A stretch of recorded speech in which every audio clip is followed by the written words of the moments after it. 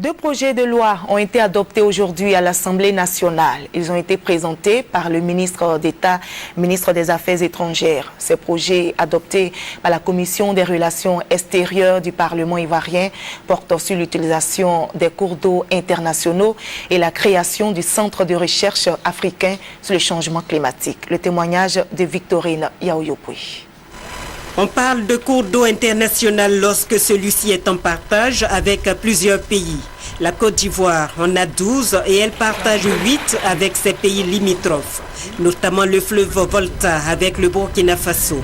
Ces cours d'eau servent à l'agriculture, à l'élevage, à la pêche et à la construction de barrages hydroélectriques. Mais ce partage, s'il n'est pas maîtrisé, peut être source de conflits. Pour prévenir ce type de conflit, l'Assemblée générale des Nations unies a adopté le 21 mai 1997 la Convention relative aux utilisations des cours d'eau internationaux.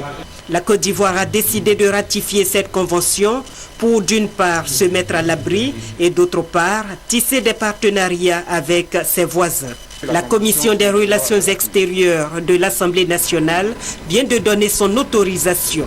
Elle autorise aussi le président de la République à ratifier l'accord de création du Centre ouest-africain de recherche et de services scientifiques sur le changement climatique et l'utilisation adaptée des terres, signé le 12 février 2012 à Lomé au Togo. Aujourd'hui, aucun pays ne peut être en autarcie.